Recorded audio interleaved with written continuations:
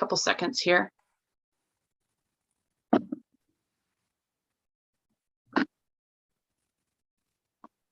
All right, folks, I know that I am up and running, although you cannot see me. Tap that off. All right.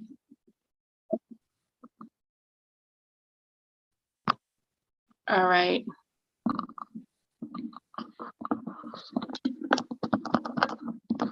I don't know for what reason I'm having. It will not let me say got it on the Zoom. I'll tell you what. But you're doing okay now. You're doing okay. There, it went through. All right, folks, welcome to my channel here. I am happy to have back for part 2 because we had some technical difficulties on part 1. Dr. Stephen Pigion, a wonderful man of God, editor of The Suffer. By the way, my husband just got me a gift of The Suffer, so I have not had a chance to break it in yet, but I'm at that thumbing through right Yeah, now. the thumbing through part. Yeah, yeah. Yep, and I absolutely love it. So, Dr. Pigion, last week or 2 weeks ago, we were talking about some spiritual things, biblical things, and we just started getting through into geopolitical and this state of world affairs, Russia and so on and so forth. And we got cut off because my power went out. So a lot has happened since we last spoke. And I'd be interested to hear your thought process from this point on and what you've been witnessing and where you're at with it all. Okay, well, I'm going to try to be as objective as I can on this particular discussion. And hopefully, my biases won't become too obvious. But I have to tell you that we've been in a spiritual war for a long time. And the spiritual war that we have been in has really seen dark forces winning every battle for years, for decades, really since the end of World War II. There has been a huge victory on the part of dark forces over and over again in the West, whether it's in the United Kingdom or Canada or the United States or Australia, New Zealand, the Five Eyes, the so-called Five Eyes. And we have been culturally destroyed. We have become an immoral nation. We become demoralized. We become defiled. We become desecrated. There is no holy ground remaining. There is just, we just have become this completely compromised culture and a compromised society. Now, to make matters worse, our leadership is hopelessly compromised. And they're not only compromised, but they're compromised to the point that they are no longer capable of critical thought. Okay, they're woke, which means that they're all mouth and no ears, and they're incapable of thinking. So they can't see the most obvious things. And the most obvious things are that, when you do certain things, it's going to have a consequence. Now, let me give you an example of the mindset of these people. Back when there was, when this pre-planned pandemic was announced, that was a concerted effort by certain publicly traded corporations to make a massive profit at the expense of the lives of most of the people on Earth. And this has been evidenced recently by the fact that one of the big pharma organizations, Moderna, had a patent 3 years earlier on the virus that has now been identified as COVID-19, SARS-2 COVID-19. And so they had pre-planned this entirety of this thing, and this was paid for by American tax dollars. And our friend, Mr. Fauci, has tried to deny that, but the paper trail is really quite intense. I think it's Dr. David Martin, is his name, has detailed the paper trail from the early 90s forward, the patents that were achieved, the gain of function that was achieved. They were unlawfully doing this, by the way. And they initially started out in labs at Fort Detrick. And then when people at Fort Detrick said, sorry, that's against the law to, seek after gain of function to make an animal virus communicable to human beings, that's unlawful. We're not going to do it. So they shipped it to Chapel Hill. Chapel Hill said, we're not going to do it. So they shipped it to Wuhan, China. And Dr. Pigion, can I stop you a second? Because I really want to focus in on what you said, because I don't think people get that specifically. Gain of function means making it so that a disease or virus that only affects animals is transmittable by humans, which right now there's a species barrier that is there by the Most High. You know, I'm a farmer, so I get these things, right? Yeah. Lice in goats, I don't get. Mites in goats, I don't get. I don't get swine flu that the pigs have, the swine flu that humans have. It's a different variant. So Right. people, I want to reiterate this because what he's saying here is these devils, in plain words, we're doing experiments to break the species barrier. Correct, Dr. Pigeon? That's correct. Yeah. Gain of function. Yeah.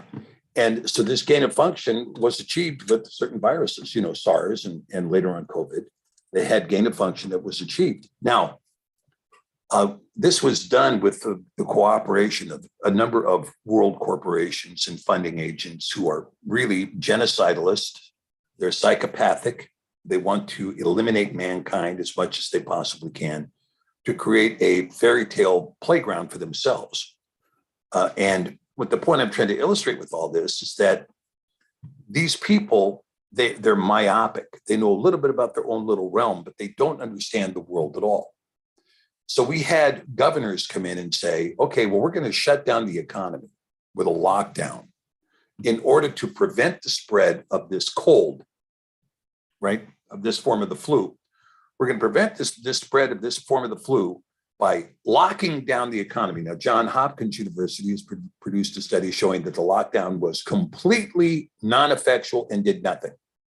Non-effectual and did nothing. But you had these governors, again, who are incapable of critical thinking, who said, well, we're going to allow essential businesses to stay open, but non-essential businesses to close. Okay? Now, this would be kind of like having somebody who paints, artistic painting, open up the hood of a car and say, well, I'm going to remove the non-essential components from this engine. Well, what are those? Well, those are the components that I don't know what they do. So I don't think that we need this carburetor. I don't think we need this distributor. I don't think we need that alternator. That stuff doesn't make any sense to me. All we need is just some pistons and some valves, and this thing should run. That's how stupid they are, okay? Because the economy, of course, is a very well-balanced mechanism, if you will. It's a machine. It's a well-balanced machine that requires each component to be in a viable place for the totality of the economy to run. To come in and say there's aspects to the economy, and in this case, it was large swaths of the economy that they claimed were non-essential. It would be like a surgeon opening you up. Let's open up this person. Okay, let's take out all the organs here that are non-essential. Well, which would those be? Yeah. The ones that I can't identify. I don't know what that is over there. That's a spleen. Sorry, I don't know it. It's non-essential, in my opinion. And why do you need two lungs? You could get along with one. That's non-essential. You see, this is the same kind of mindset. Now, this is the same kind of brain dead activity that's going on from the Biden administration right now. They've come out and said, well, we're going to make Russia pay for this invasion in Ukraine by hitting them with sanctions. Well, what sanctions? Well, they're not going to be able to sell anything anymore to the real world. Okay, you talking about 20% of the world's wheat? You talking about 20% of the world's corn? You're talking about 50% of the natural gas used by Europe? You're talking about 20% of the oil supplies on Earth? They're not going to be able to sell that anymore? Yeah, that's right. We're going to sanction them. We're going to teach them. We're going to learn them. And furthermore, no Russian aircraft can fly over any European or American airspace. Okay, well, Russia said, well, guess what? None of your planes can fly over our airspace either. Well, how much is that? 20% of international travel. A lot, yes. So now what? Well, all the international airlines are going, hey, wait a minute. How are we going to fly? How are we going to fly? How are we going to fly? Does Biden think about that? Well, you're non-essential. That airspace is non-essential. Russians' contribution to the natural gas in Europe is non-essential. The oil supplies, 20% of the world's oil, that's non-essential. What's the net result of this? Oh, natural gas has gone from $270 per 1,000 cubic feet to over $1,000 right now, and it's not even close to the top. It's going to hit $2,500, $2,700 per 1,000 cubic feet. That's a 1,000-fold increase. in the price of My natural gas. Lord. I have heard that in the UK, it's $8 a gallon right now. Right. And that's the very beginning. That's the very beginning. I mean, in a very short period of time, you're going to see gas go well over $10 a gallon and be pushing towards 20. And in the United States, and now here's something else that happened. We're going to eliminate Russia from the SWIFT system. Okay, Russia says, don't do it. The United States says, oh, no, you're out. We're kicking you out. And then the EU, we're kicking you out. Then Switzerland has ended its neutrality for the first time in its history and has said, oh, we're out too. You can't participate in the SWIFT system. Well, just an hour ago, I got the notice that China has launched its own SWIFT system that is now going viral around the world, which means what? The whole world is abandoning the US dollar now and switching to the Chinese yuan. And I think there's been some people out there that have been saying for the last couple of years that that is exactly what was going to happen. And that is this the bait and switch? Is this what it's all about? That's my question. Joe Biden is in the pocket of the Chinese Communist Party. I mean, he and his son had arranged to take $1.5 billion from the Chinese Communist Party during the tenure when Donald Trump was in office in illegal kickback schemes.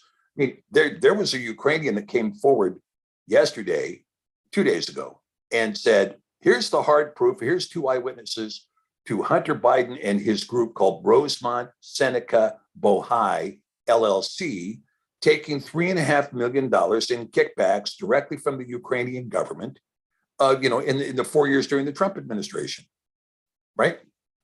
Illegal funds. And, Joe Biden has a corrupted conflict of interest in Ukraine and with China. And so here you have a guy that's just like, and then what did they find in Ukraine? But 20 bioweapons labs of the United States working on gain of function. What kind of gain of function? They wanted to take the same diseases that they were trying to make communicable from animals to humans and specifically target Slavic DNA.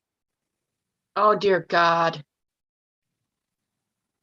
The wickedness, the absolute evil wickedness. And, and this in Dr. Pigion, I have been on a mission for the last, 5-6 years to get the quote believers around me to see that wickedness and the utter blindness that so many believers have, that this government and I'm not talking about the people, I'm not talking about the nation of America, the land mass, I'm talking about this government, the absolute wickedness that they have, and to show people that you need to opt out of this. You need to opt out of this system or you're going to be responsible for the aftermath. And it's very difficult for people to let it go. They think that they have some say in the system to begin with, and we know there's no say, right? We know it's all rigged. But the fact that all of this nonsense that is being pushed, the overthrow of nations, the overthrow of government, the destabilization, the snake bite, all of this, that these people will have blood on their hands one day when they meet their maker because they checked on that dotted line. Unfortunately, Stacey, I mean, that's really a very strong statement, that you've made there. And it's true because there is this, it is, if you will, it is aiding and abetting these crimes, and the crimes are huge, huge, huge. And so now we have seen that we've left the premise of, gee, the United States is strong and we just have wicked people who are going to use the force of our power to get our way. No, all that stuff is gone because we have people who are so corrupted and so full of themselves and their Luciferian worship that they can't maintain anything. They can't maintain an economy. They can't maintain a dollar. They can't maintain a manufacturing base, an industrial base. I mean, we know now, like to give you an example, when Russia came out, I was watching this rhetoric coming up into Ukraine, and here's Russia pleading with the West. Please listen to us. Please listen to us. We do not want to go into Ukraine, but you cannot put nuclear missiles in Ukraine threatening Russia. It's not going to happen. You're not going to do it. And the NATO's response was, shut your mouth. You're not telling us what to do. Shut your face. You're not telling NATO what we can do, what we can't do. Now, NATO is a criminal organization that is engaged in war crimes and crimes against humanity. And the UN has so found. The invasion of Yugoslavia, this is when Bill Clinton introduced U.S. humanitarian aid. You know what humanitarian aid is for the U.S.? Dropping bombs from 60,000 feet with no troops on the ground. That's humanitarian aid, right? We bombed elementary schools. We bombed hospitals. These were the things that we bombed when we bombed Yugoslavia. Okay, that's what we bombed. Then NATO went in. Did you see what NATO did to Libya? Completely destroyed Libya. 110 cruise missiles. And one of those cruise missiles, Stacey, was sent with the intent of killing Muammar Gaddafi's grandchildren. Okay? Absolutely evil. And Miss Hillary Clinton laughed about how the absolute torture of that man and how he was taken out. She laughed. Ambassador Stevens? Gaddafi. Gaddafi, yeah, and how he was basically raped, mutilated, and Hillary laughed about it. Remember, she said he was sodomized with a bayonet. Yes. Now, As was nobody Ambassador claims that he was right, and nobody claims that Gaddafi was this perfect man. But the biggest sin he committed against America and NATO is he wanted to unify Libya and Africa under a gold standard. And that's why they took him out. Am I not wrong? Well, he wasn't part of the central banks. He wasn't part of the Rothschild-controlled central banks. And so these people in the city of London believe that they can sit there with their banking machinations and control the whole world by printing money and telling everybody else what to do. And I can tell you that this kind of, and of course, if you look at Britain, when you look at their ruling class, they're far more advanced than we are in terms of pushing into legalized pedophilia and these kinds of things. I mean, they're well down that path. And it's very clear that the BBC covers up for well-placed pedophiles. I mean, they've made that perfectly clear. Not only do they cover for them, but you can't criticize them and you can't expose them for what they do to children, including their own children. So you have a society there, and not everybody in Britain is like that. There's wonderful people that live in Britain, but its leaders are corrupted from one end to the other. If Oliver Cromwell was still living today, he would completely disband Parliament and probably behead most of them. And so this is what we're dealing with now. When you get to the EU is all being run by children of the Third Reich. Their parents were all part of the German Third Reich. And they're all in the controlling seats in the EU and in Canada. The second in command in Canada is a daughter of the Third Reich named Chrystia Freeland. Her dad was a Nazi war officer. Klaus Schwab, his dad was a Nazi war officer. The head of the Knights of Malta, the Knights of Columbus for the Catholic Church, Nazi war officers. Jorge Bergoglio, that may not even be his real name. And there's a very good chance he also was the son of a Nazi who had expatriated to Argentina after the war to stay alive. So you can see that the leadership in the West is badly compromised. Joe Biden is not the decision maker in the office of the presidency. Barack Obama is making the decisions in the presidency. And Barack Obama was an illegal president, unlawful, could never establish his bona fides to hold the office, i.e. he could not establish his American citizenship. I mean, somebody just recently sent me his Columbia student ID, foreign student under the bottom of it. His Occidental student ID, foreign student under the bottom of it, right? Because why? He was an Indonesian citizen who got his student aid as an Indonesian citizen. He's never been able to establish his American bona fides ever. And yet here he is. It's unlawful for any person to hold a third term as president under the Constitution as amended. And here he is running the presidency. He's not doing it directly. Instead, they put up Demented Joe, the guy who can't find the White House. The Manchurian candidate.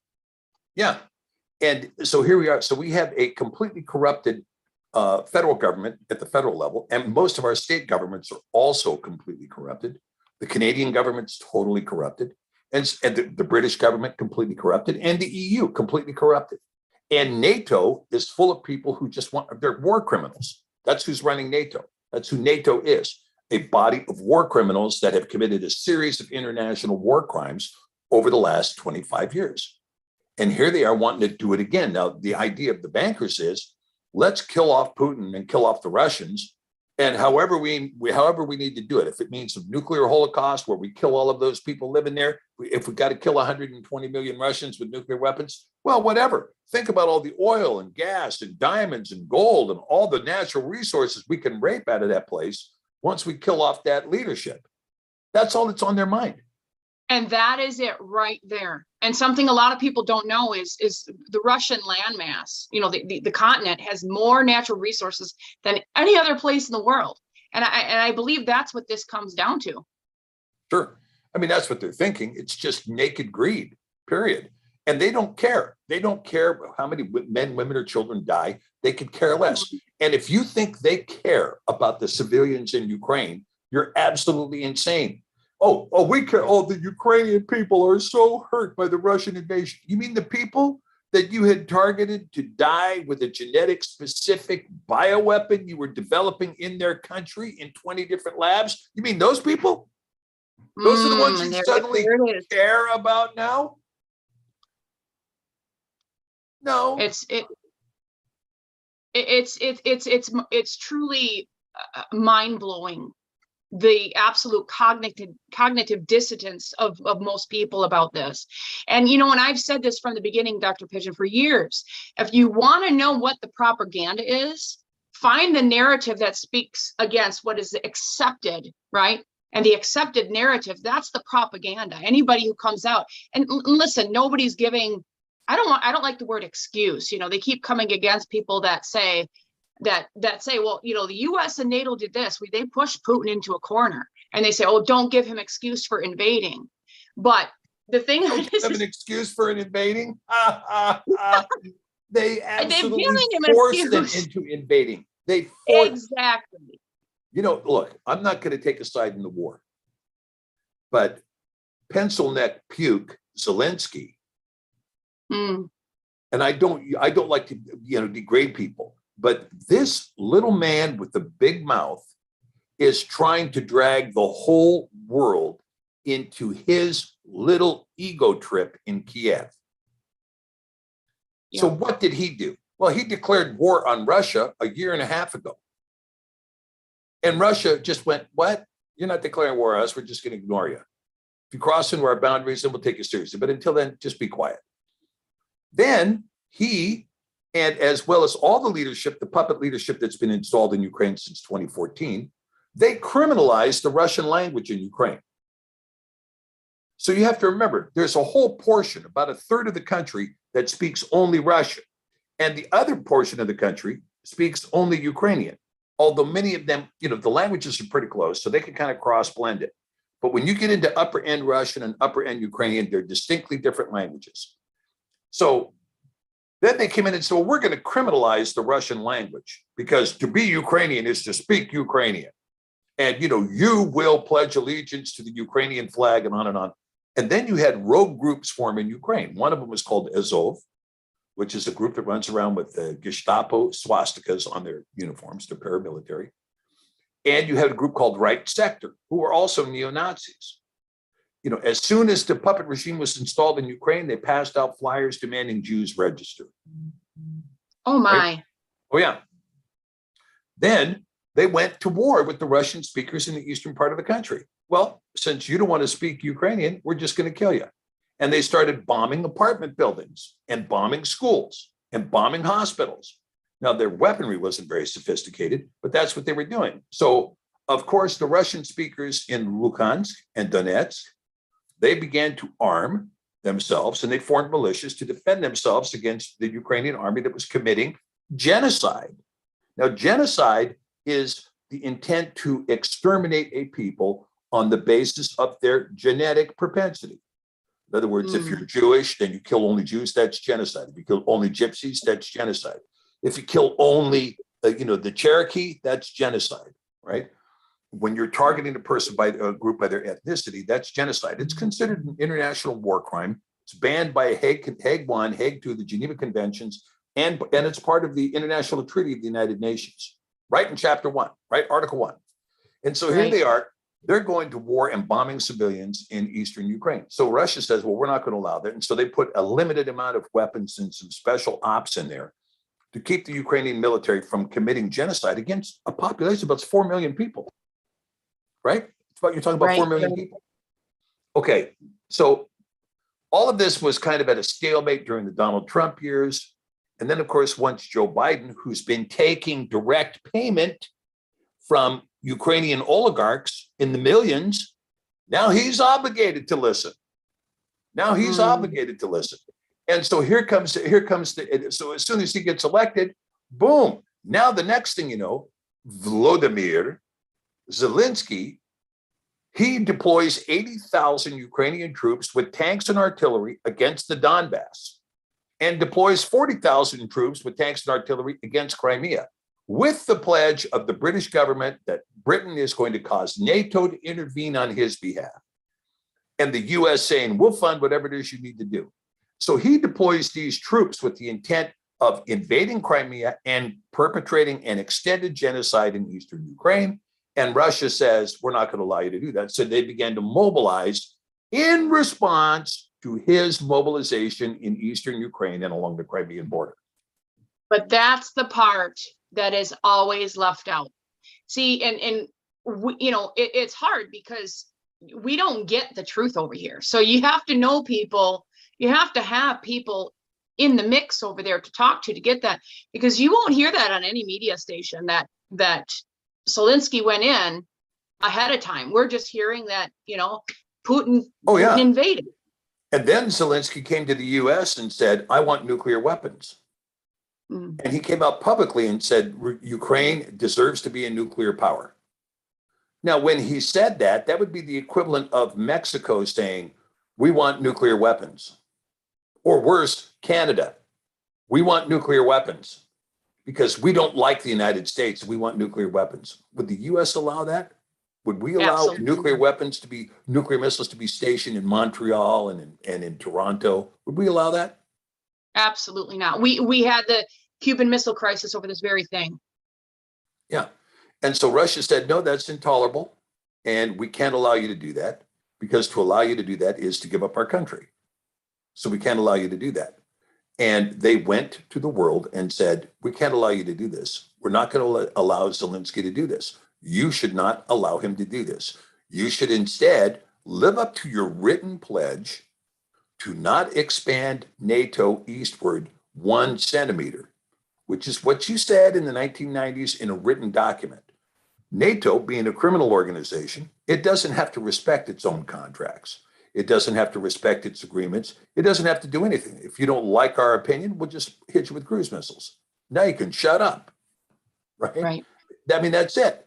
And there is no accountability. There's no rule of law. For instance, these 2 Ukrainian whistleblowers that came public on Joe Biden, they've literally put up videos of the accounts of the amounts of money that went. It was $83,000,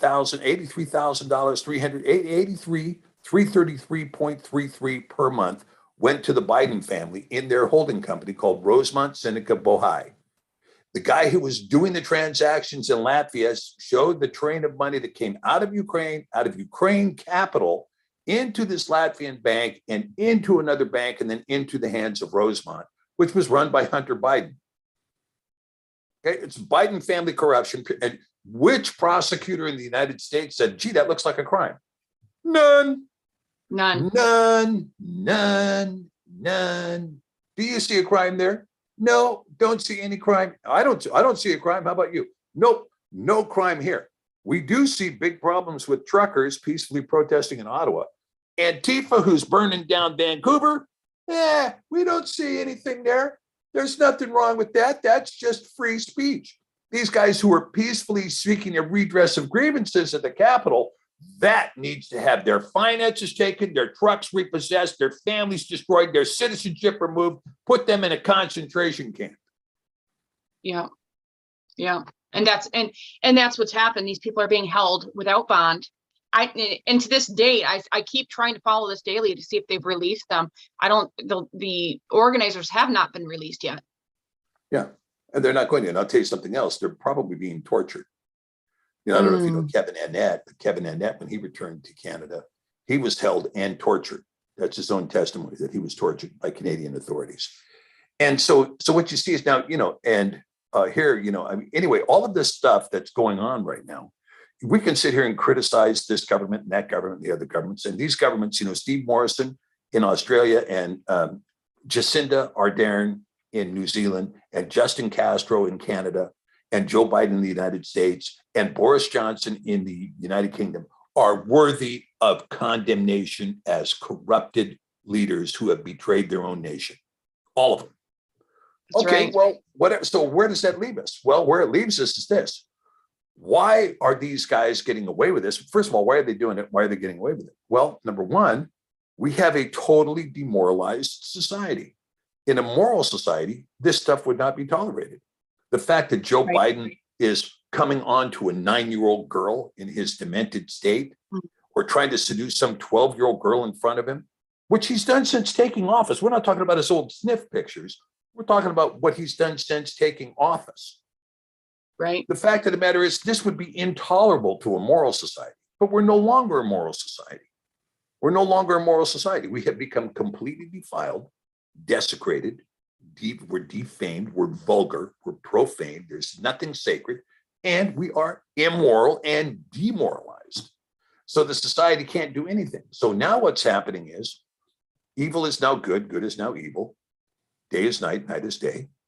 And so we see this is what's going on. So, and truth can't be told, right? I'm sorry, you're trying to tell the truth. You're banned. You're censored. We have to shut you down. You tried to tell the truth. You're out, right? And so with that kind of thinking, what you're seeing now is the war is coming home now. Now, I need to try to explain this so people can understand. Russia was sanctioned under the Obama administration. And the reason Obama sanctioned Russia is because Obama, Hillary Clinton, and Victoria Nuland created international war crimes, crimes against humanity, when they overthrew the democratically elected regime of Lukashenko in Ukraine in 2014. They did so by placing paid mercenaries in the capital, which were killing women and children indiscriminately with sniper fire, in order to create massive anarchy at what's called Euromaidan. And they succeeded with Euromaidan until they forced the president to flee. And then it was one corrupted president after another in Ukraine, initiating Nazism, initiating the extreme anti-Semitism. And now it's just pure in-your-face bribes, human trafficking, sex trafficking, organ trafficking, drug trafficking, and bioweapons development in Ukraine.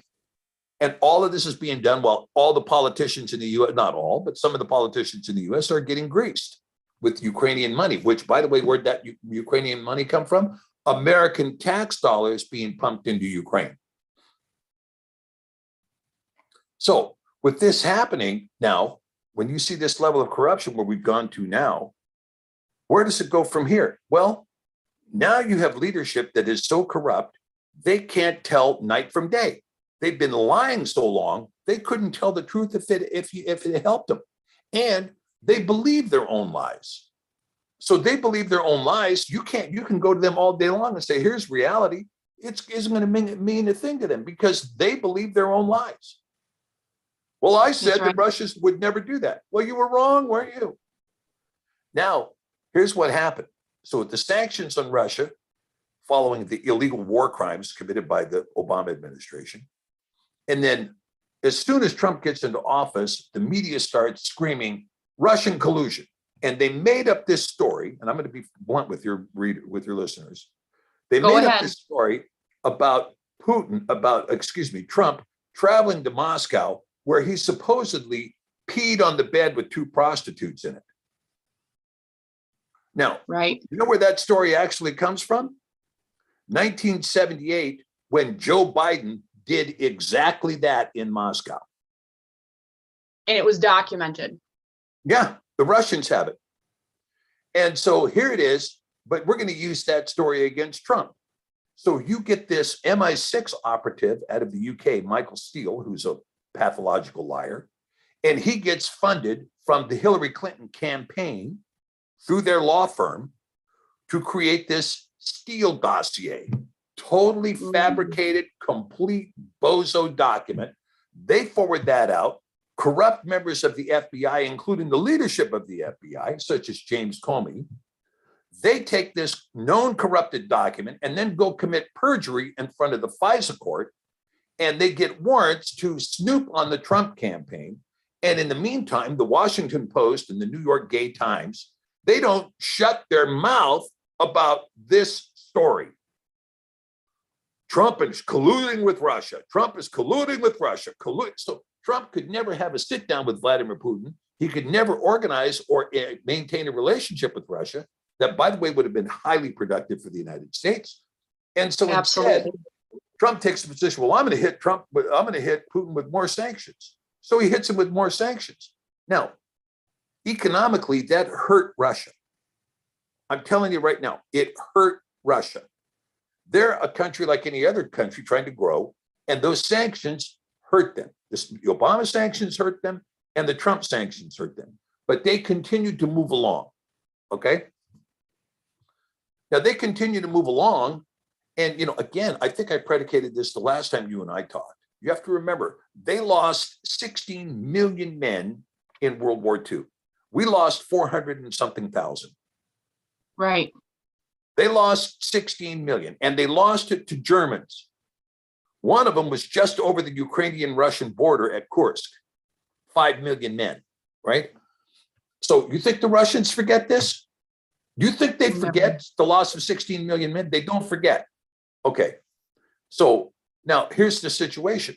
Now we get into the Biden administration, and the Biden administration is like, well, we're not going to allow Russia to succeed at all. Why not? Because Obama wants to go to war with Russia, Hillary wants to go to war with Russia, and Biden wants to go to war with Russia. And they've got this group of neocons whose life has been spent doing bake sales and raising money for politicians who have no foreign policy experience whatsoever. And the only thing they know is what comes up on their screen. And the only thing they watch is the Washington Post, the New York Times, and CNN. So they're in an echo chamber. They have no real facts coming at them at all. And they think they're going to self-glorify themselves. And they don't know a thing. They don't know a thing. So Russia's been trying to tell people, well, guess what? We're creating these arms. We're creating this. We're creating that. And people are like, hey, well, whatever. We've got the F-35. Oh, really? The most bogus, corrupt piece of junk on earth that was ever built by the U.S. military. And billions went into that as everybody's got their pocket, they got their hand in that wallet.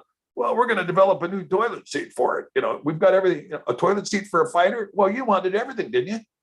Well, what's the toilet seat going to run? Oh, we got a $1.2 billion price tag on the toilet seat development. I mean, it was things like that, right? And they developed this jet that's worthless. F-15 can shoot them down every time. And if you think the F-15 is a powerful weapon, which it is, nothing compared to the Sukhoi Su-34, the Su-35, the Su-57, the Su-50, nothing. Not even close. So here we are. So now Biden comes in and says, if Russia's going to attack Ukraine, why? Because Zelensky's over there. Hey guys, let's pick a fight. I'm a short little guy with a big mouth who used to be a comedian and who danced on Dancing with the Stars. And now I want to get in there and let's get in there and start a fight with the Russians, right? Yeah. But let me ask you, what's our vested interest in Ukraine? Nothing. We have no interest. And I look at it from an agricultural perspective. There's no agricultural interest. There's nothing. The only thing or people that gain anything is the Biden administration and those people that are in, the oil, because they shut down the pipelines and now that oil is going to come from the U.S. And people are going to be making bank.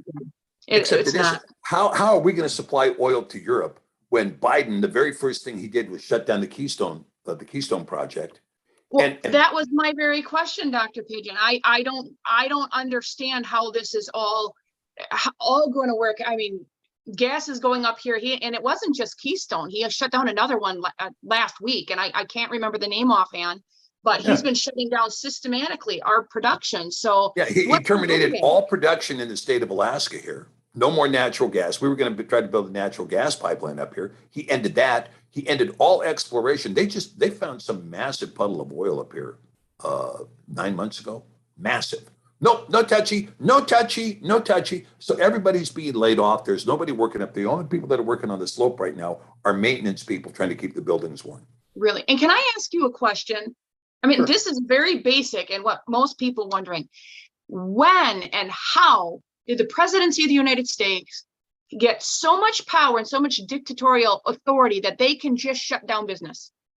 They can override the states completely and shut down state to state or international business. Where did that power come from?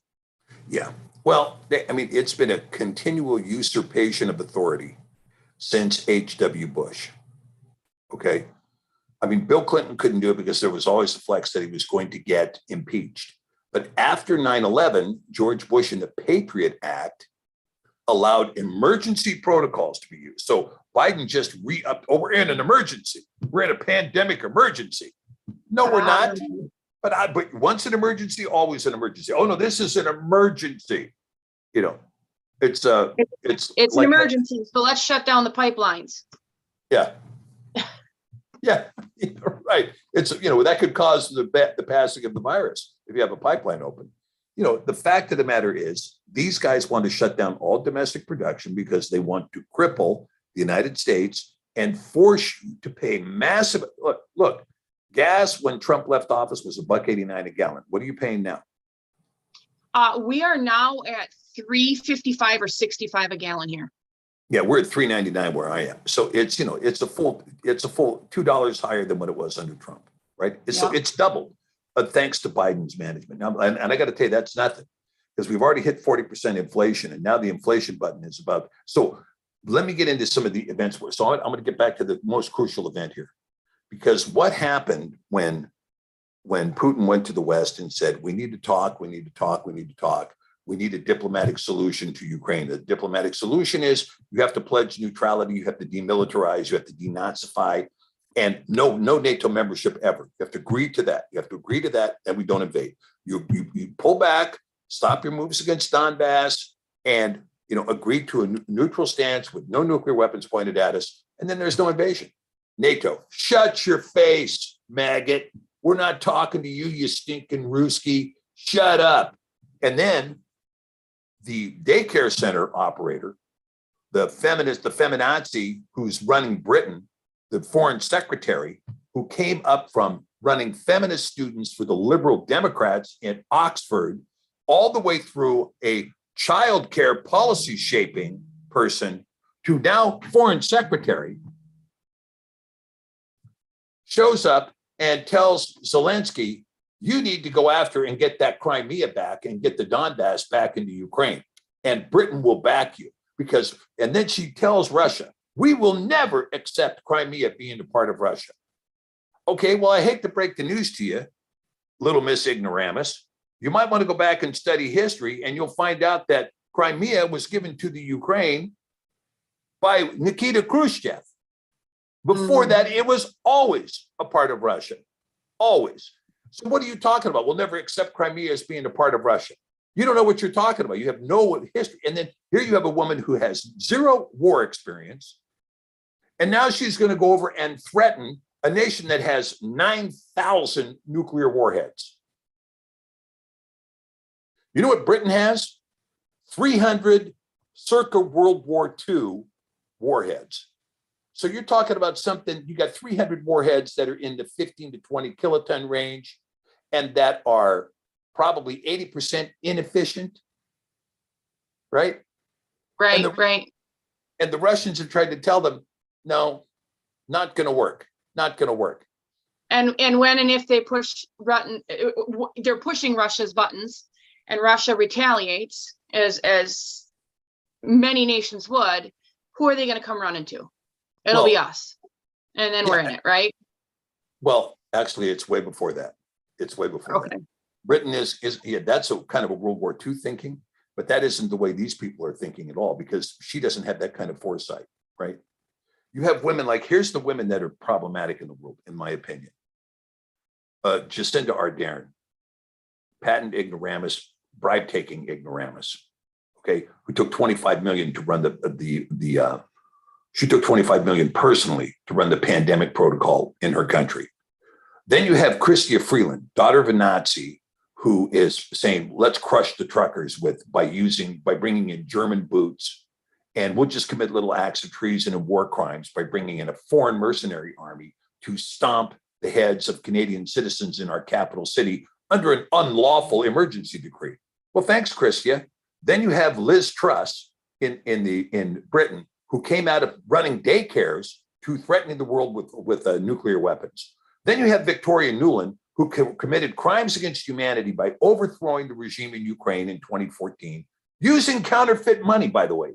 Her and her husband were counterfeiting, and she was bringing mercenaries in to commit crimes against humanity on behalf of Hillary Clinton, okay? And then finally, you got Hillary Clinton. So these are the women who claim the right to be in control, have brought us World War III. Okay, they brought us World War III because they don't know. They have no idea. Now, so here's what happens in Russia. So Russia's listening to Liz Truss, and then Liz Truss comes over and she's going to bully Sergei Lavrov. And she flies into Russia and she's going to tell Sergei Lavrov, you get out of Ukraine and you shut your mouth. Because I, Liz Truss, have come here all the way from my daycare center to tell you what to do. Yeah. Oh, is that right, Liz? Okay, tough gal. So she flies into Moscow. Nobody greets her at the airport. She brings her motorcade downtown to meet Sergei Lavrov. The doorman comes out and says, you can't park here. Go find some paid parking down here. And then walk up. She gets to the podium. She opens her mouth. And Lavrov goes, this woman is deaf. There's nothing more to talk about, and leaves her standing at the podium. Wow. And she's going, oh, well, wait a minute. I'm important where I come from. Yeah, well, you're not important here. You're just a big mouth with no ears. And so what has happened? So then they go back, and after Lavrov, who's one of the best diplomats in the world, by the way, absolute stellar diplomacy, and Putin, they get into this thing, and they've told the West as much as they can possibly tell the West, and the West is not hearing it. So then they said, there's no more to talk about. Get out. We're not talking to you anymore. And so then they entered into Ukraine. Now, when they entered into Ukraine, Biden decides that the way to make them pay, because he's going to go toe-to-toe with Russia, the way to make them pay is to hit them with these massive sanctions and to kick them out of the SWIFT system and then try to shut down all Russian banking.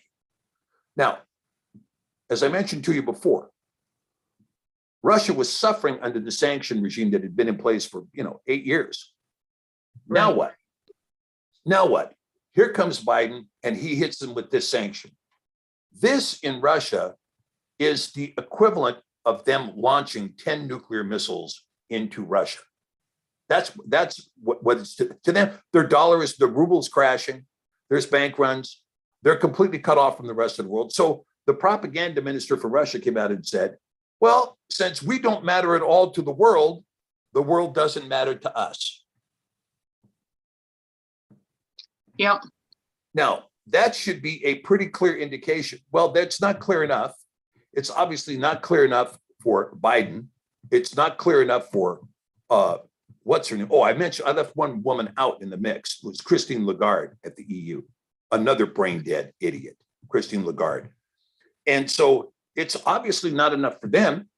So here's what the situation is. Russia now has no choice. They're going to use nuclear weapons against the United States and against Europe. They have no choice. That's what's going to happen. That's what's going to happen. Now, the question is, which nuclear weapons? What targets? When? Right? I mean, there's a panoply of options, right? It could be a little 12 kiloton, suitcase nuke that goes off in a downtown area. That's highly unlikely. That is in fact, that's the least likely option of the Russians. More likely, that would be a false flag, probably planted by the Mossad, possibly in New York City. The Russians are going to do something much more than that. So, first of all, they went to Germany and they told the Germans, you have to remember, Vladimir Putin is fluent in German to the point that he can translate Russian to Germans as an official translator. That's how fluent he is, okay? And he went to the Germans, and the Germans had initially held out and said, we're not going to allow the transfer of arms into Ukraine through Germany. Then Germany came out and said, we're going to fund arms to be transferred to Ukraine. And so Russia came out and said, well, that's interesting that we see German arms coming back into Ukraine like we saw in 1941 when we lost 5 million men at the Battle of Kursk. Do you think we forget? Do you think we have forgotten? So now, I guess we're going to be bombing Berlin again. Mm. Now, and go ahead. I was going to say, you know, I saw the video of the Ukrainian government handing out these weapons that are coming from Germany, the US, wherever they're coming from. And what I see is young, you know, 16, 17-year-old girls and 60-year-old men being armed to defend the country. I am sitting back thinking the NATO, the world, Germany, you know, there's going to be a bloodbath. If anybody thinks that these citizens of the Ukraine are going to defend off the Russian military with AK-47s, little girls and 60-year-old men, they are sadly mistaken. Right. You know, and this is the sad part about it, Stacey, is that Russia has tried to go into Ukraine and say, look, we're going to hit you with overwhelming force, so just surrender.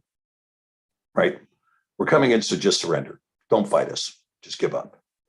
And Zelensky, we're going to fight to the last man. Right? That's how Japan ended up with 2 nuclear weapons being used. Right. Was the rhetoric, we're going to fight to the last man. So then you get nuked. Right? And so this was the problem. Now, what has happened today? I mean, I'll just give you an update of what I understand. First of all, Russia has captured all of southeastern Ukraine.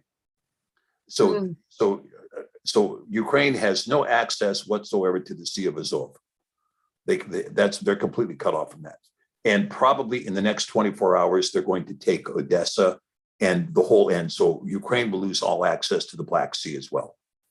The Ukrainian Navy has been completely terminated. It's completely destroyed. The port that the British were building in Ukraine to house a NATO facility, they were building a NATO port in Ukraine. That's been completely destroyed. The Russians hit it with Iskander missiles. It's completely gone. In Mariupol, which is again a major city between the Donbass and Crimea on the Sea of Azov, Mariupol is where the Azov battalion is, the Nazi battalion is. They captured a Russian soldier, and according to the news I saw this morning, they crucified this Russian soldier and then set him on fire. Oh, Jesus! Oh, that's Lord. That's the news I heard this morning. Now, Russia is probably going to completely destroy to the last man that Azov battalion. They'll be completely dead. Everybody there will be dead. And then what's going to take place from there? Now, in Kiev, the Ukrainian military mounted a large defensive posture on the northern side of Kiev. But there was a 27-mile-long convoy of Russian tanks and support troops, 27 miles long, that came down from Belarus and swept into northern Kiev. And they went through the Ukrainian defenses like a hot butter knife through butter. I'm not kidding. I've seen the pictures of the Ukrainian tanks and all their stuff completely destroyed. I mean, they're just completely destroyed. And the Russians have told the civilians in Kiev, there are 2 transport routes for you to leave the city and get out. And today they announced, and I'm just telling you what I've heard. Okay, I'm not taking a side in this position. I'm telling you what I've heard. Right. Today, the Russians came out and said, okay, look, you need to get away from all political office buildings and all media outlets because they're going to be completely destroyed tonight. And they're going to target them with precision bombs. And there's not going to be anything left of any government building in Kiev. They're all going to be gone. So you still see the willingness of Russia trying to preserve the historic elements of Kiev, right? They're trying to preserve the historic elements, the churches and so on and so forth. There's an ancient church in Euromaidan, the Church of St. Andrew, which is an ancient church, historically extremely relevant, right? And so this is forcing the Ukraine is no longer the large country that it was. It's now basically only Western Ukraine. And the biggest mistake that's happened yesterday was that Poland announced that it is going to be shipping its MiGs. They've got a number of MiG-28s and MiG-29s. Those are 1970s aircraft, in case you're wondering. And Latvia, and let's see, it's Latvia, Poland, and I believe Bulgaria is shipping air, because all of the Ukrainian Air Force has been destroyed, all of it. And not only has it been completely destroyed, but all of the airports in Ukraine have been destroyed. So there's no place. So the Royal Air Force was talking about putting RAF Typhoons in Ukraine. There's no place to land in Ukraine. They have to land somewhere else. They have to land in Bulgaria, or they have to land in Romania or someplace else, but they cannot land in Ukraine. So now, because Poland is openly shipping troops and aircraft into Russia, and there's German arms via convoys coming through Poland into Ukraine, Russia is very likely to strike Poland with significant bombing campaign to completely destroy those munitions.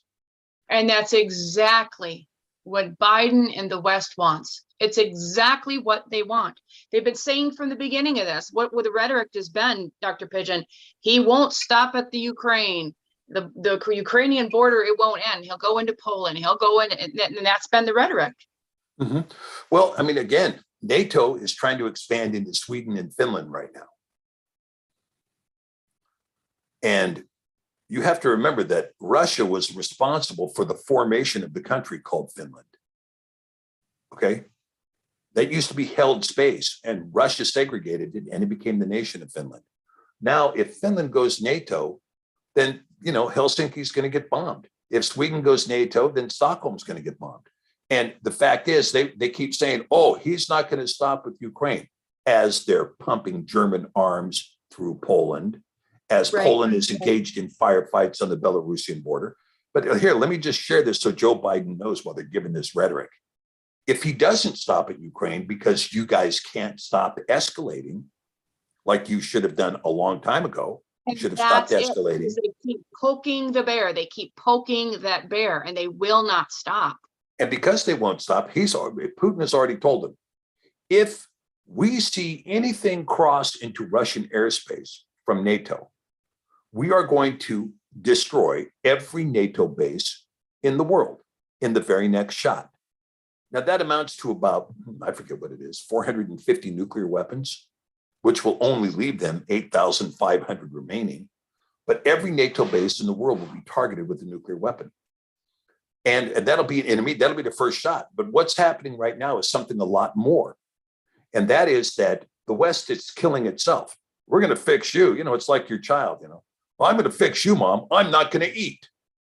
Okay. Right. We'll see how that goes when we get around to dinner, right? I'll cook up your favorite meal, then you can tell me about how bullheaded you are, right? Well, this is the same thing that's going on right now, because Biden has launched these sanctions and forced Russia into an alternative. China says, well, now's the time. The time is now. Let's launch our own SWIFT system. So they did, and it went viral. So what does that mean? The world is switching to the yuan as we speak. As we speak. And the petrodollar, you can rest assured that the 20% of oil that's being sold by Russia is not going to be sold in petrodollars anymore. And you can rest assured that the 50% of Europe's natural gas that's being sold by Russia is not going to be sold in petrodollars anymore. So you can cut Russia out of the SWIFT system if you want. Sure hope you guys can keep your house warm. Right? So, I mean, this situation is just, it would be the easiest way to solve this whole thing is de-escalate. But exactly. I hate to but give peace a chance. The old 1960s, let's give some peace a chance. Yeah, de-escalate. De-escalate. But you can't de-escalate as long as the loudmouth Zelensky is in there. Where is everybody? These guys keep saying that you're ugly and they can beat you up. Aren't you going to come in and fight? As soon as Putin sits down with the team from Ukraine to negotiate a ceasefire, while he is sitting down with the team to negotiate the ceasefire, Zelensky files an application to join the EU. Zelensky's trying to drag in all of Europe in to fight his battle. And I want every European to remember this. When there is no Paris, and there is no London, and there is no Brussels, and there is no Berlin.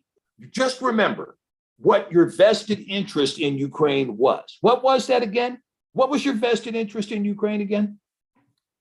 Right. Right. And it certainly isn't some wheat. You know, everybody keeps coming back to, oh, they're the breadbasket. Well, okay, fine. But listen, as a farmer, I can tell you that with the technologies we have today, Ukraine is not the only place that you can grow your wheat anymore. You know, it's so that nonsense that keeps getting pushed, that it's the European breadbasket, you know, that's just got to be stopped. And we can grow in places we never grown before. We can. Dr. Pigion, I would like you to take 10, 15 minutes, you know, and I don't want to keep you too long with that. We're on about an hour now, Okay. but you had discussed the likelihood of the United States getting hit. And I'm not going to go into detail, but our families had dreams and visions from the Most High. I mean, things that have come back to pass so that he could show us, yes, you're hearing from me. I am the beginning and end, I know.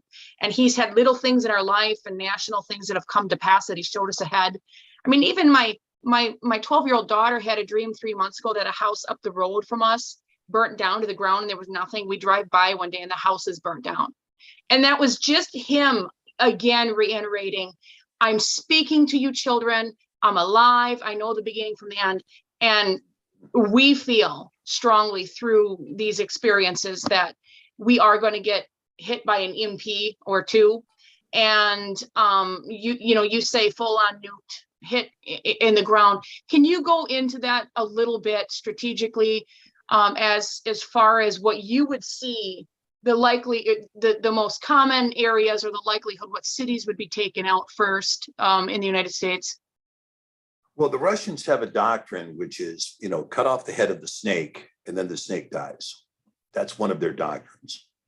And they also reserve unto themselves the right to use preemptive use of nuclear weapons. If they feel attacked, they can nuke you. And so these are two doctrines that the Russians have made known. Now, they have a panoply of weapons we don't know about, actually. They have some very sophisticated nuclear weapons that are beyond our own technology. And so the question is this. They have put all of their submarines out to sea. All of their submarines carry, basically a total of about 500 nuclear weapons. And they're all in the, about the 150 kiloton range. So 10 times more powerful than the bomb that took out Hiroshima, roughly. Probably closer to 20 times more powerful. And so 150 kiloton is going to be serious. Like if it went off in Minneapolis, there wouldn't be any city there. It would just be gone, right? And so when you look at this now, the question is what they would use. So the subs have all been deployed, and Putin has also moved his intercontinental ballistic missiles into open combat readiness. So you have to remember his entire nuclear arsenal now. There's a protocol that says, one guy can't launch.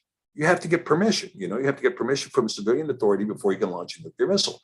This is the case in Russia, and it's the case in the United States. We have a system called PAL that requires permission. Well, in Russia, all the permission's done. They're all finished with all of that. The stuff is all deployed. All that remains is push, and they go. And once they go, they can't be called back.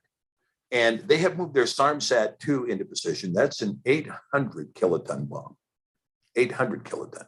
They have a 9,000 mile range, which means they can strike anywhere. And okay, so what is likely to happen is it's unlikely that they're going to use the SARMSAT. That is unlikely. That's an unlikely position. I don't think they're going to do that. I don't think the Russians have a real inclination to destroy that kind of infrastructure. So their inclination is, first of all, to cut off the head, and to do so proportionally and to do so effectively. So when you see the United States has removed Russia from the SWIFT system, and Europe has removed them from the SWIFT system, including vocally Switzerland, vocally the EU, vocally the UK, then what you're going to see is Russia has already said, we're going to inflict pain on you for doing that. And the pain is going to be the equivalent. So in Russia, you have bank runs, the complete destruction of the ruble, and all financing is shut down. So how do you accomplish that in America? Well, real easy, 150 kiloton nuke over New York City. That's the end of Wall Street, right? That's the end of Wall Street. And I can tell you, that once one nuclear weapon is used by Putin against the West, all of the markets around the world are going to crash, and they're going to crash instantly.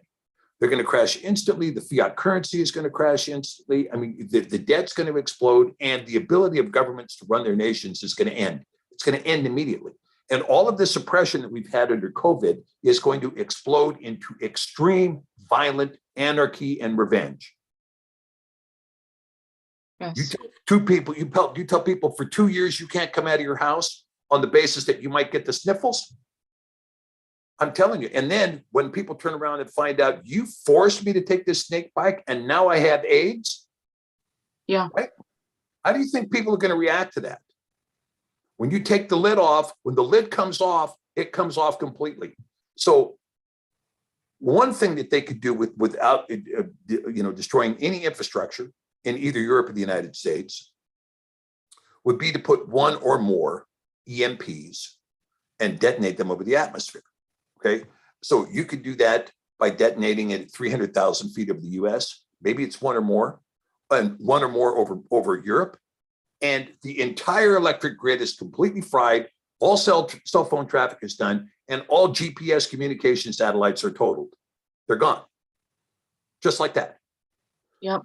There's not a single person dead. There's not a building that's been wiped out. But the EMP surge, the electromagnetic pulse, is so powerful. Anything that's connected to the grid that's even outside the scope of the range of that bomb is going to have massive voltage blowing down it, blowing out transformers, and blowing out everything. So you immediately go back into the dark ages. Yeah, a lot of people don't realize even their houses will burn down because the surge is coming through the walls, and blowing right through the meters. Yeah. Yeah.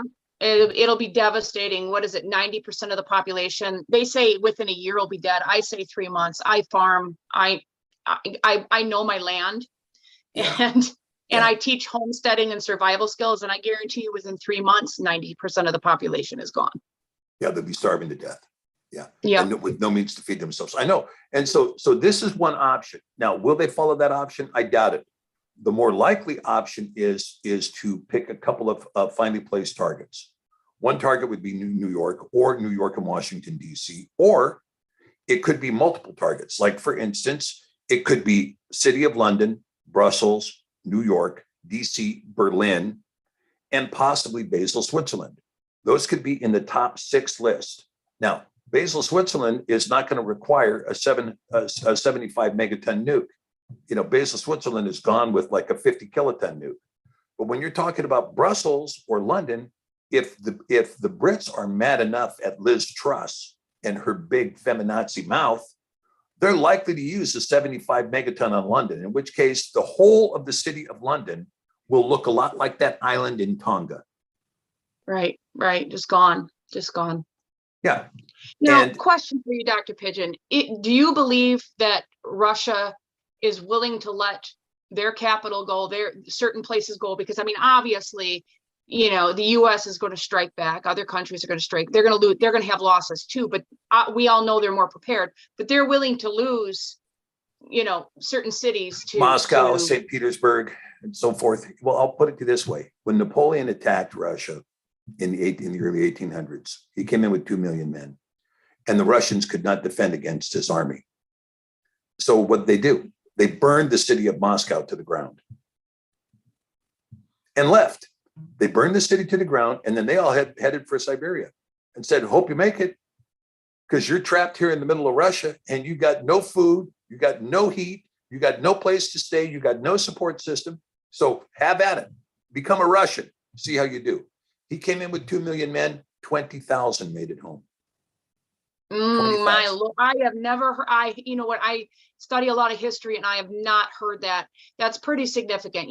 We all know that Russians are survivors and they're willing to walk away from what is theirs to live another day. And I think that's what Ukrainians don't get. I don't think that's what Americans get, is that are you willing to walk away from what you have, all these things, to live another day? Yeah. Well, the Ukrainians are pretty tough stock too. Don't underestimate the Ukrainians. They came out of the same kind of stock. They're a pretty tough group too. But the thing is, when you're talking about what these options are, and you have to keep in mind, the Russians have air defense systems that we don't have. they can completely destroy whatever GPS coordinates you're using to bring your missiles in. They can completely destroy as soon as they cross Russian airspace. That's assuming that you have any GPS satellites left at all to control any of those launched missiles at all. In addition to that, they have fallout shelters in Moscow that will house 14 million people. How about in the US? Do we have them? Oh no. Homeland Security says in the event of a nuclear war, social distance. Yeah. Yeah, 6 feet I'm not apart. kidding you, Stacy. I'm not kidding you. Social distance, and don't forget to wear a mask. You know, hello. Anybody home over there? The lunacy, the absolute delusions. Just that's all they are. Yeah, it's completely. So what we have to hope for, what I would say is this, and I'll leave us with this. In this thing that's happening right now, it's possible to de-escalate, but somebody has to be in leadership. You know, you see this quite often when you see, mock-ups of what's going on in the White House. You know, the president's in there and he's got his cabinet in there and the generals all there. Nuke them. Let's crush them right now. Let's move in there with battleships and blow that place up. And the president has to say to his generals, I realize you like to fight, but you're not making the decision here. I, the civilian commander in chief, am making the decision. And we're going to do something different than what you want to do, which is get into a Holocaust. We're not going to do that. So we need to have a leader who can tell the world, including the leadership of NATO, sit down and shut up. Yes, we're going to keep from going over the precipice into World War III by doing the following things. Now, the way it stands right now, there have been so many mistakes made right now. I mean, how do you come back from this SWIFT system thing? You've already pulled the plug, and when you pulled the plug, they've already gone to the alternative. Now, all that's left is for you to watch your own system die and the new system rise, because you did it, because you did that. That was just, hello, stupid. And now we're going to watch, if they didn't do enough damage to the airline industry with COVID restrictions. Thou shalt be vaccinated to get on the plane, and no exhaling while you're on the plane either. And okay, well, guess what? There's nobody flying. Well, we'll give you a bailout. We'll just print. We'll just print hundreds of billions of dollars, and we'll done. And I'll tell you something else. This is another secret that's on this. People broke last night. They asked the head of the Federal Reserve, "Are you monetizing the debt in the United States?" And he refused to answer the question. You know what that means? They're monetizing the debt. You know what that means? They're printing money with absolutely nothing behind it, which means what? That's the pull the plug moment. Okay, Anybody in U.S. currency, pull the plug and get into anything else, except don't get into the Iraqi dinar. Don't do that. Don't get into the dinar, right? Forget that. But when you're talking about getting into the Swiss franc or the Chinese yuan or the Japanese yen, gold, silver, or the other two precious metals, lead and brass. That's a joke. Yeah. That's a joke. Lead and brass. Yeah, so that's where we are, Stacey. So my commodity is food. That's all. I produce food. I always go back to you can't eat gold and silver. So yeah, amen. Yeah. And when you talk about the commodity of food, we're talking about things here too. I'm trying to get some stuff going in Alaska right now to patriate wild turkeys. We have some wild turkeys up here, but we need a lot more. And I'm trying to talk some people into raising sheep up here, because lamb is a good quality food. It's certainly eaten in Ireland all the time. It's it's kosher. Instead of raising pigs, we raise lambs. Yeah. So there's things that we can do that will really make a difference in terms of sustenance. And for those I've raised a lot of sheep over the years, Dr. Pigion, and I can suggest to you some really good breeds and some things to think about, like, parasite things. Some are more, open to parasites. I can give you some advice on that. So. Yeah. I'd be very interested in hearing that, because we are talking about getting some sheep, and we've got about 40 acres. We can do something with sheep on that. And of course, there's plenty of acreage up here that's wide open where the sheep could, openly graze and open pasture.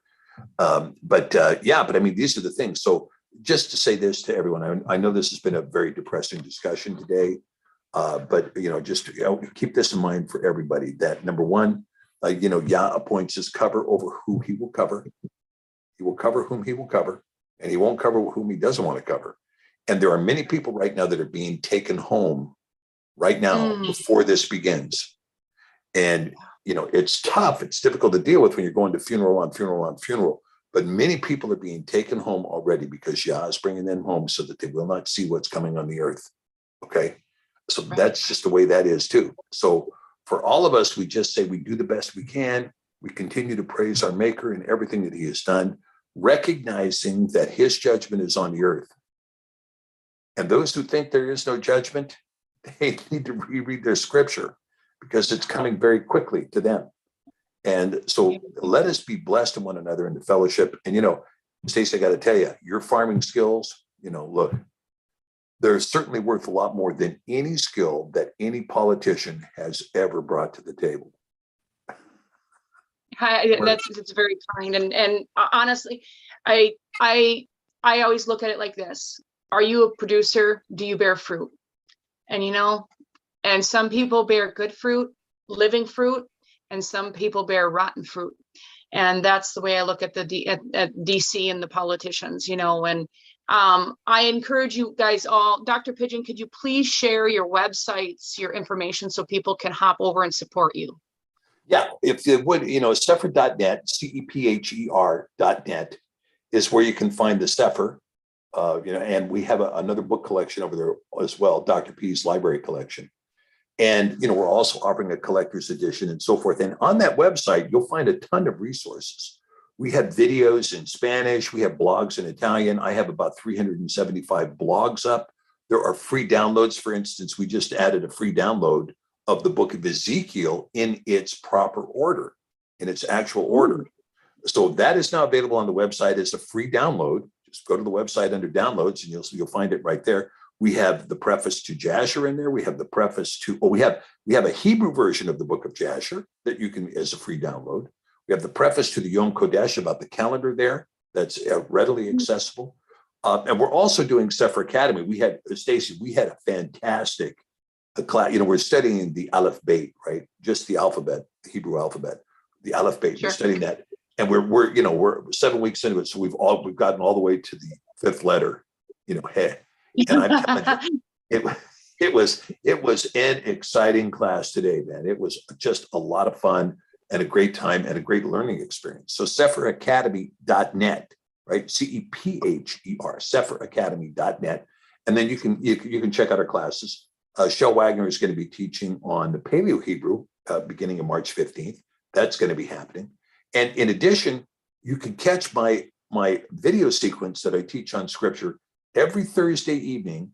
It comes on 5 o'clock Pacific time, 6 Mountain, 7 Central, 8 Eastern. And usually it averages about 2 hours when I talk in depth about scriptural studies. That's the Stephen Pigion YouTube channel. You can go there and find all of my past videos, my most recent videos, and join us there. And if you subscribe, you'll be able to chat. And there's a lot of people in the chat that would be happy to meet you and be willing to go. And for those of you that are interested in having a little bit more personal fellowship, we have a Saturday morning Shabbat fellowship that you have to write me at stephen@sephir.net, and then I'll send you the instructions where you can join on that Zoom.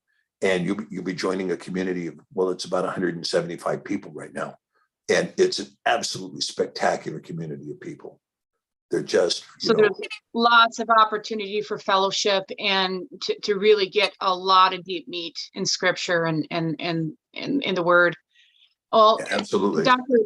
Dr. Pigion, I thank you so much. And again, I'm honored to have you here. And I just pray that the Most High bless and keep you and yours.